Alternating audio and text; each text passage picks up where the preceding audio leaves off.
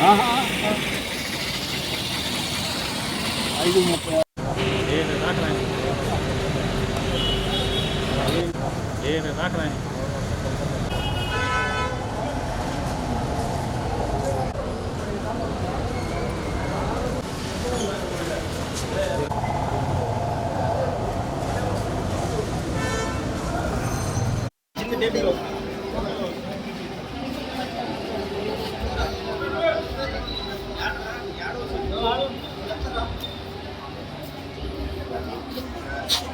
తీయాలంటే నేను అందరిని లైన్లో నిలబెడతా. మళ్ళీ అటు ఇటుగా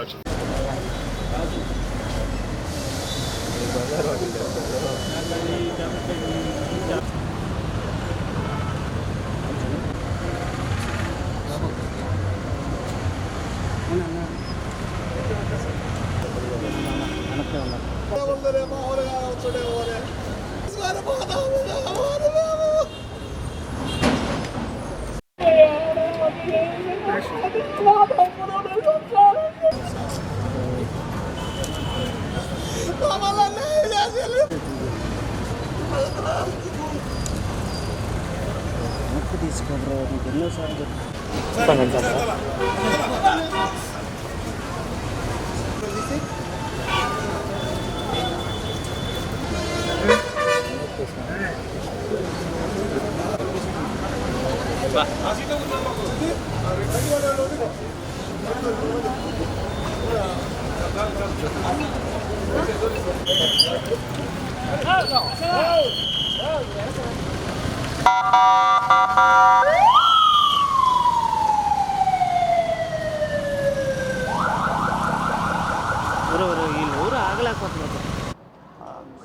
సుధాకర్ గారు నిన్న ఆయన ఇచ్చిన అవయవాల దానం వల్ల ఇద్దరికి కంటి చూపు కలిగించేటటువంటి అవకాశం, అలాగే 2 కిడ్నీలు దానం చేయటం వల్ల ఒక కిడ్నీ ట్రాన్స్ప్లాంటేషన్ ఇక్కడే జరిగి పేషెంట్ రికవర్ అవుతున్నారు. విజయవంతంగా సక్సెస్ అయింది ఆ ట్రాన్స్ప్లాంట్ కూడా.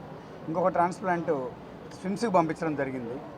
అలాగే గుండె విషయానికి వచ్చేసరికి గుండె మార్పిడికి పద్మావతి హాస్పిటల్ తిరుపతిలో అక్కడికి తరలించడం జరిగింది. అక్కడి నుంచి ఆ అవయవ దానం యొక్క రిజల్ట్ని మనం పర్యవేక్షించాల్సిన అవసరం ఉంది. అందరికీ కూడా ఇక్కడ తెలియజేయడం ఏంటంటే అవయవ దానం అనేది చాలా ఒక భగవంతుడు ఇచ్చినటువంటి ఒక అవకాశం. మనకి పునర్జన్మని 4కి 5 మందికి 6 మందికి తీసుకునే ఆర్గాన్స్ని బట్టి మ్యాక్సిమం ఒక 8 మందికి ఒక మనిషి చనిపోయినట్లయితే తన అవయవాల్ని దానం చేసేటటువంటి అవకాశం ఉంటుంది. 2 కండ్లు, 2 కిడ్నీలు, హార్టు, అలాగే ప్యాంక్రియాస్, అలాగే ఇంటెస్టైన్, ఇవన్నీ కూడా మార్చేటటువంటి అవకాశం ఉంటుంది. సో ఒక వ్యక్తి చనిపోతే తన ద్వారా 8 మందికి పునర్జన్మను ప్రసాదించేటటువంటి అవకాశం ఈ అవయవ దానం ద్వారా ఉంటుంది అనేది అవగాహన కల్పిస్తూ దీనికి ఒప్పుకున్నటువంటి సుధాకర్ గారికి, వారి కుటుంబ సభ్యులకి మరొక్కసారి చేతులెత్తి మా హాస్పిటల్ తరపున, కిమ్స్ హాస్పిటల్ తరపున, యాజమాన్యం తరపున, డాక్టర్ల తరపున, అలాగే గవర్నమెంట్ తరపున, తర్వాత గవర్నమెంట్ హాస్పిటల్ తరపున అందరి తరపున ధన్యవాదాలు తెలియజేసుకుంటున్నాం.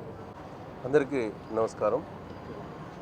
ఈ పుచ్చకట్ల సుధాకర్ అనే వ్యక్తి ప్రమాదవశాత్తు యాక్సిడెంట్ వల్ల చనిపోయారు.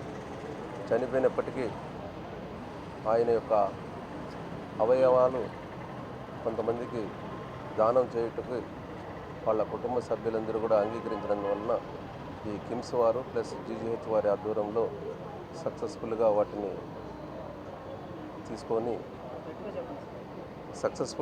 తీసుకొని వేరే ప్రాణదానం చేసేదానికి అవకాశం వచ్చింది. అలాగే వాళ్ళ కుటుంబానికి ప్రభుత్వ పరంగా అన్ని విధాల మేము సహాయ సహకారాలు అందించి ఆదుకుంటామని ఈ సందర్భంగా కలెక్టర్ గారి ద్వారా మీకు తెలియదు.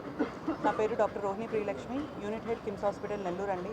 ఫస్ట్ సుధాకర్ గారు వచ్చిన తర్వాత పేషెంట్ని మనం ఎంతో ట్రై చేశాము, చూశారు ఎంతవరకు వీలవుతుంది అని. యాజ్ పర్ ప్రోటోకాల్ 24 hours అనేది అబ్జర్వేషన్ చేశాము, సర్జరీ చేయడానికి ట్రై చేశాము. దాని తర్వాత పేరెంట్ వీళ్ళు ఎవరైతే అటెండర్స్ ఉన్నారో వాళ్ళ సహకారం తీసుకుని వాళ్ళకి ఇన్ఫర్మేషన్ అంతా ఇప్పించి గవర్నమెంట్కి ఇన్ఫర్మేషన్ ఇచ్చి యాజ్ పర్ ప్రోటోకాల్ జీవన్ దానికి ఎలా చేయాలి వీళ్ళతో మాట్లాడిన తర్వాత మనకి హెడ్ ఆఫీస్ నుంచి కావచ్చు, గవర్నమెంట్ హైయర్ అఫీషియల్స్ కావచ్చు, వీడియో కాల్లో వీళ్ళకి కనెక్ట్ అయ్యి వాళ్ళకి మొత్తం క్లిష్టంగా ఎక్స్ప్లెయిన్ చేసిన తర్వాత వాళ్ళు సమ్మతి ఇచ్చిన తర్వాత గవర్నమెంట్ వాళ్ళు లోకల్ నుంచి కూడా ఇన్వాల్వ్ అయ్యి తర్వాత ముందుకెళ్ళాము. ఒక మాట ఇక్కడ చెప్పాలనుకున్నా, ఇప్పుడు బాబు చెప్పలేకపోతున్నాడు కాబట్టి బాబు ఒక మాట చెప్పాడు. అంతా మాట్లాడిన తర్వాత అంటే వాళ్ళ అమ్మగారికి అబ్బాయి చెప్తున్నాడు, అమ్మ ఈరోజు నాన్న లేకపోయినా కూడా రేపటి రోజు మనం వెళ్ళి నాన్నకి ఎవరెవరికైతే హెల్ప్ చేశారో వాళ్ళందరినీ మనం చూడొచ్చు, వాళ్ళని చూపించడానికి వీళ్ళు మనకు ముందుకొచ్చి చూపిస్తారు అని ఆ ఒక్క మాట.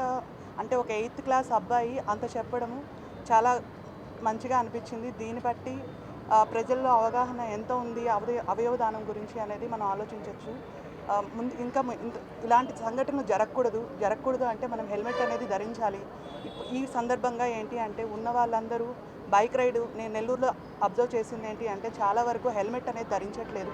అందరినీ హెల్మెట్ ధరించి వెహికల్ అనేది నడపాలి అని కోరుకుంటున్నాము.